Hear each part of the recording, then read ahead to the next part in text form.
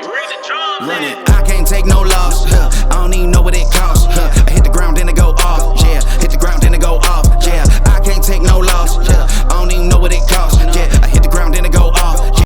Alright, folks, welcome back to another edition of Hoosier Boy Trades. Coming in this week, a little bit bullish. I think we closed pretty strong on Friday. It's going to be an interesting week with the FOMC minutes release. We also got a short week due to the Thanksgiving holiday. Looking at this chart simply and essentially put, I'll be targeting the breakout over 40.10 with longs. I added into it Friday's lows with the trims being taken when we do reach that 40.10 level in case we do fail there again. So I'm looking at that, and as we have failed to have a daily close above that 40.10 level. We did reach 40.50 in the pre-market last week once, but we ultimately sold off immediately into the open. The 3-day balance has us between that 39.12 and 39.93, with shorts targeting a break below and hold under 39.13 to force us towards the high volume node, sitting at 38.45, you can see. And also we have a gap fill down to 38.20 that the bears will want to see filled. Bulls will be looking for the market to trade and get a daily close above 40.10 for a continued rally. Still looking for that 41.05 gap fill into the end of the year. I've been waiting to hit that with my longer term long positions that I took down at the 35.20 to 3600 levels. So I'm still sitting pretty nice on those. You know, the market's, up a good 300 and some odd points since those. I'm close to 400 on the ones I entered at 35.20. So feeling pretty good about the equity I picked up down there and the options trades I picked up for next year as far as calls. I have begun to start to add a little bit of short positions in to hedge those longs, but I'm also targeting just a little bit higher for this market into the end of the year. Bulls do not want to lose the weekly one. Timing framing up or shorter duration longs will be invalidated. So that means we get below that 39.13. That spells trouble for bulls. So we will be watching that, and also looking at this chart. Let's get into it now.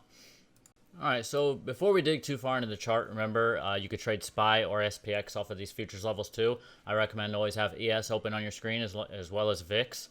I do expect VIX to continue some breakdown into this week and next week. I don't think the FOMC minutes are give us too big of a reaction. I don't think we're going to turn around and dump on the FOMC minutes this week. So, I'm still expecting some upside. You can see in this we're still in the downtrend channel that I've been following, all this year. But as you can see, we could easily pretty much get up to the top of this channel. That's going to put us at that 41.05 level that I've been targeting. So I don't really trade based off of channels or lines or any type of things like that. I'm trading off market auction theory, volume profile, and order flow simply because I think you get a lot better entries if you trade off of those key levels. I mean, I just watched, you could trade, like last week, we had a couple head and shoulders plays where you could have made some money on some day trades, but if you tried to continue shorting all this head and shoulders, you got caught in some nightmare rallies when it did bounce if you didn't know the levels to be getting out of your shorts at. So always keep that in mind. Those do work occasionally, and occasionally they don't work as well. But when they do work, you got to make sure that you're not trying to, catch home runs on those type of plays. I do believe you have a lot better shot at home runs if you're following order flow and using volume profile for your trades. I like to enter at the bottom, down at the lows of balances. I'm looking to catch the big move. So I'm looking, get longs somewhere in this zone down here. Take longs off up here. Same with this. We got long down here. We're starting to trim up here. Take some more trims up here. We can afford to sit through this because we're long from way down here. If we got long down at 37.50, we're still sitting pretty good. Some of the longs that we're holding right now are from down here at 35.20 and 3600. So, we've sat through some chop. We've had to deal with coming back down into 3700, close to 3700 a couple times here. But you can see now we're back. We've continued to this shorter term uptrend, and I do believe this can continue. And ultimately, I do think that 41.05 is almost a guarantee going into the end of the year. I do think we can break out of this downtrend as well, though. I think everyone's still too bearish. The put-to-call ratio is out of control, so I'll be keeping an eye on that. But I do want to see that. Obviously, I want to see that 39.13 to 39.25 area. I don't want to see us down there playing with that anymore this week. I would like to see us start to, move back up since we did come back down, retest, and we continued back up. So I want to see this pushing back up towards 4,100 this week. It might not happen this week with a short week, but I just want to see some continued momentum to the upside. I don't want to see no more failed breakdowns. I definitely don't want to see it come down and start to look like we're going to fill that gap at 38.20, clear down here. So that's kind of what I'm looking for on ES and SPY and SPX. So like I said, you could trade all of those tickers with that. All right, if you haven't already, go ahead and smash that like and subscribe button. Helps the algo for the channel. I appreciate y'all. But looking at these other charts that I'm kind of looking at this week, QQQ. We saw it, it got up to this 294 level, broke down. You can see we hit that back in September as well and broke down. But so far we are holding relative highs. We're in a nice balance up here. I do think we can target that level of 294 again. Ultimately, this one, you can see it's in the downtrend channel as well, that it's failed up here, and it could potentially fail again around 300 to 301 if we do reach that level into the end of the year. Tech has been much weaker, though, as far as the NASDAQ has been much weaker than the S&P and the Dow. We've seen names like Amazon and Tesla just getting beat up, but if we could start to see those turn around, then we could definitely get a tech rally going as well into the end of the year, potentially pushing us back up towards 315 and breaking out of this channel for a short period of time at the very least.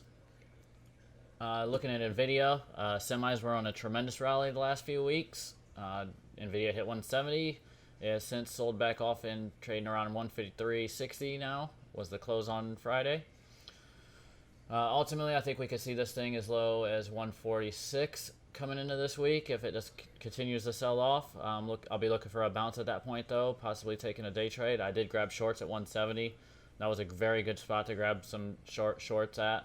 Not just because it did end up working, but because that 170 level has been very important over the last year as we have been in this downtrend and tech sell-off. So it was a good spot to scalp some shorts for a few days, and that's just exactly what we did. I did trim some of those at the end of the day Friday, and I'll trim some more if we hit that 146 level and look to grab some opposite side trades on that going long. At least have to attempt it there, because we did, you can see this was kind of a slow grind at first, and then, once we dipped down to that 136, and then we just broke out to 170 in a very short period of time. So it was only natural to come back and do a little bit of retesting here. We are retesting this previous breakdown over here. You can see we retested that, and we did bounce so far, so we'll see if we can start to rally that, or if we do start to break it down towards that 146 level or not this week. Looking at DXY, the US dollar, it has been in this balance down here, kind of a choppy little range between 107.20 and 106. It broke all the way down to 105.20 before turning back up and getting back into this range here. It's been choppy ever since. We want to see this continue to remain weak, or at least stay in these levels for the market to continue to rally. Looking at VIX, we do have a gap down here to 2070. And I'll be looking to fill that this week into next week, possibly. Bring the VIX down to 2070. That'll give us our rally probably into 4105 that I've been targeting. So I'm kind of looking for that and hoping that does play out for us. I will be wanting to try some shorts if we do hit that gap fill and potentially break it all the way down into the 1920 range. You can see these lows made back here in August. We could potentially see those pretty quickly on the VIX if we do get down under 2070 and fill this gap. And the gap is from August as well. We do have a shorter term gap on the VIX as well. It goes down here to 2260. So I'll be looking for that as well. That could take us to our 4010 level if we could break that down in the next couple days. And I do think we will see that 4010 level potentially breaking out over 4010 finally. Because we did test 4050 in the pre-market last week. So I do think if we can get that breakout over 4010, we could see 4050 pretty easily this week, even in a shortened week. But like I said, I can't say we're going to hit that 4105 quite yet. That might take a little bit longer. But this week, I do believe we could trade 4050 by the end of the week. And that's what I'll be looking for. All right, digging into a little bit of news. Well, we got some big news on Disney tonight as well. Looks like Bob Chapek is out. Iger is in. Making changes at the top. Bob Iger is returning to lead the company after CEO Bob Chapek stepped down. Obviously, Disney has floundered in 2022. It is a holding that I've been grabbing at the relative lows this year. The company was supposed to benefit from its pivot to streaming and the reopening of its parks, but Disney Plus has proven to be more costly at a time when investors want to see profits, and the parks have seen margins squeezed by rising inflation, even as the company has raised ticket prices and found ways to charge for services that once came free with a ticket. As a result, Disney stock has fallen 41% this year. And that's one thing I've said about Disney. I like Netflix for streaming. I think Netflix is the king of streaming and will continue to be. But when you buy Disney, you're also getting that theme park and just the history of Disney itself. So I do think Disney's still a good investment, even without the dividend being like it used to be. But the final straw appears to have been Disney's fiscal fourth quarter earnings released on November 8th. The company missed earnings expectations, offered disappointing guidance, and said it would rein in spending on content as it tried to curb costs. The stock fell another 13%, its largest percentage drop since 2001, and its lowest close since March 2020, which was a good buying opportunity in my opinion, and it had been. We kind of rolled up, but we'll see how how Disney trades this week now. It'll be interesting to see if they take this as good news, which I do believe it's good news for the company. I think Chapek was kind of struggling a little bit, despite what CNBC and the rest of the media was saying, acting like he was going to be this great CEO. I do like Iger coming back in, so we'll see how that goes with Disney. All right, and I do want to talk this week about a little bit of crypto as well, because Bitcoin has been in the news with this FTX collapse and this nightmare scenario with SBF. This joke of a CEO that scammed a lot of the public. Is just unbelievable what has happened with this guy. So Bitcoin, they're saying it's still not time to buy, even though Bitcoin has weathered FTX's collapse somewhat. The bomb that went off this month in the crypto industry has only given Bitcoin a flesh wound. There are good reasons why the large crypto token is held up despite this disorder that surrounds it. But this isn't a time for investors to go shopping, they say. Which, in my opinion, it might be a time to go shopping when you see this in a media headline. That's what's funny. That's why I like to go over these, because these tend to be a little bit off base and wrong some of the time. So I still would like to see Bitcoin around 11 or 12,000 for me to be a buyer, but maybe it is time to take it for a trade, possibly. That is not to say the token hasn't suffered. On November 2, CoinDesk published an article that eventually led to the collapse of FTX, the second largest crypto exchange. Which I don't know how it was the second largest crypto exchange anyways. I mean, it just is mind-boggling to me how this guy got away with this for so long. And part of that was because he was a political donor, but I'm not going to even get into that. In the 16 days from when the story was published through Friday, Bitcoin's price had fallen about 18% to 16,500. Such a swift drop would mark calamity in any other market, but for an asset famous for volatility, the recent price move is surprisingly modest. If you had asked me prior to this what would happen to Bitcoin's price in an FTX insolvency with the chance of zero recovery, I would have guessed much lower prices, says Stephanie Quillette, CEO of Toronto-based FRNT Financial, a crypto-focused capital markets platform. A few factors could be lending strength to Bitcoin. For one, unlike many other tokens, Bitcoin has a strong core of investors who are almost religiously committed to holding on to their coins, even calling themselves Bitcoin maximalists. The same could be said about Tesla for all this time, but look at what Tesla's been tanking recently. Nothing's ever safe in this type of market environment. So, a little Elon, has some issues with Twitter, which has nothing to do with Tesla, and we've watched Tesla just sell off, which in my opinion is a gift for shareholders to pick up more shares, especially if you're like me and you haven't bought shares at the highs. You've retained your shares from early on in Tesla, and now when it came lower, you're buying more and adding to your position, and actually averaging up at the current lows. So that's kind of where you'd like to be if you've been in Tesla for the last 5 years.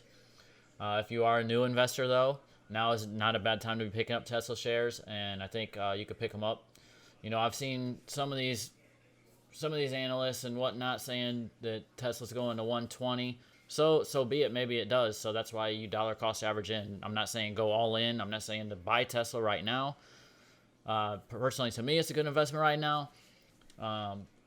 But yeah, I mean, I'll just dollar cost average in if they want to take it that low. But I think 150 to 160 is the floor. Looking at the volume profile, we do have a volume gap down to those levels, which would be the ultimate buying opportunity in my opinion. I don't think it can go much lower than that. So back to Bitcoin. Bitcoin maximalists. Each crypto catastrophe that sends typical investors running for the hills whittles the remaining base of holders down to those less likely to sell, no matter the pain. Wednesday's decision by Genesis Global Capital to suspend withdrawals and new loans is a case in point. A significant setback for one of the most important crypto lenders would have been enormous news in any other month, Willett notes. But Bitcoin hardly budged, indicating that either the market has already priced in more problems or that investors who remain are just blindly holding on. A second reason may be that the collapse of other digital asset firms earlier this year already washed out a lot of leverage in the crypto market that could have fueled a deeper downturn. Though FTX's demise is certainly more stunning to investors, besides me, I guess, it came only 6 months after the failure of algorithmic stablecoin Terra USD and the collapses of significant crypto firms, including Celsius Network and Voyager Digital. During that debacle, Bitcoin prices were cut in half and investor companies were forced to rapidly pay back debt they had borrowed against their tokens or businesses. Because of that, in the case of FTX, the hit to crypto market cap is likely to be smaller than the pain earlier this year, JP Morgan analyst said in a recent note. Despite all that, investors should remain wary. It isn't clear what the other crypto firms will get caught up in FTX's collapse. Some offshore crypto exchanges, for example, have experienced heavy withdrawals despite reassuring customers that they don't engage in the practice that led to FTX's downfall. What is more, FTX and its sister firm, Alameda Research, were themselves propping up other industry players. With that aid cut off, analysts expect more firms could unload digital assets and fire sales to raise cash, lest they go bankrupt themselves. Which I do think is going to happen. A lot of these smaller firms are just going to start going belly up. And I've noticed that, watch Coinbase this week because CEO's been selling a lot of shares. A lot of top management in that company has been selling a lot of shares of Coinbase, even at the lows. Which, they've been in since like $5 a share, because that's what what they pay for it during the IPO. But Coinbase could be next. It could be. The dominoes could really start falling on crypto, and I cannot trust it right now. It's hard enough to trust tech and be an investor in tech right now, and that's why I say, definitely, I'm not a financial advisor by no means, but I definitely would not be buying any crypto personally right now, and I definitely would not be invested in any type of crypto firms or anything in the stock market either, especially Coinbase. I think Coinbase could trade for $20 in the very near future, so we'll see how that goes. But I don't think it's a great investment right now, despite Cathie Wood buying more. I don't know what she thinks is going to happen with them, but it just seems like she's been making all the wrong choices for the last year and a half. She looked like a genius for a year, but she was buying into a bubble, and now her assets have just been plummeting. So, the recent price action also makes the token look weak on a technical basis. Bitcoin now is trading below a significant technical support level of 18,300, according to Katie Stockton, managing partner of technical research firm Fairlead Strategies, which could indicate prices will fall further. And Katie Stockton, she's a good one to follow on Twitter, in my opinion. She does do a lot of good technical analysis, and she likes to use the Fibonacci levels as well. So I do follow her and just kind of follow that as well. It's not really my trading style, but it's good to get different ideas from different types of trading styles.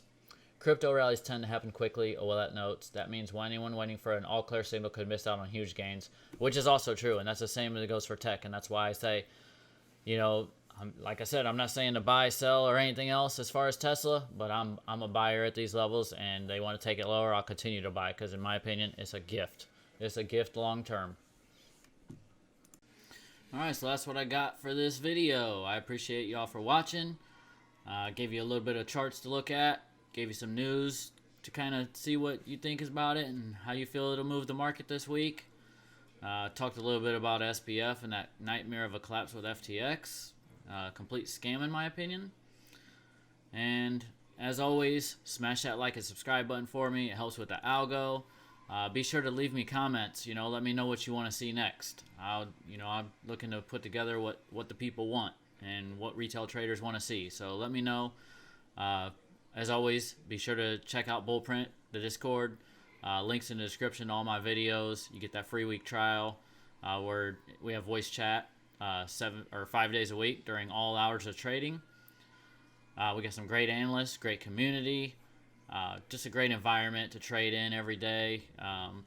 You can make a lot of money, and especially in that first hour and the last hour of the day, that seems to be the most busy time. So even if you work, you could take some spare time to get a couple trades in. I do mostly swing trades, so you don't have to really monitor them as closely. You can get into those and kind of leave them sit for a while, especially with some of the stuff that I do really long term, talking like leaps. So yeah, I definitely invite you to join us. I think you'll enjoy it. As always, I appreciate y'all watching. I love it. I love it. I love it. Thank y'all. Love y'all. Peace. Run it. I can't take no loss.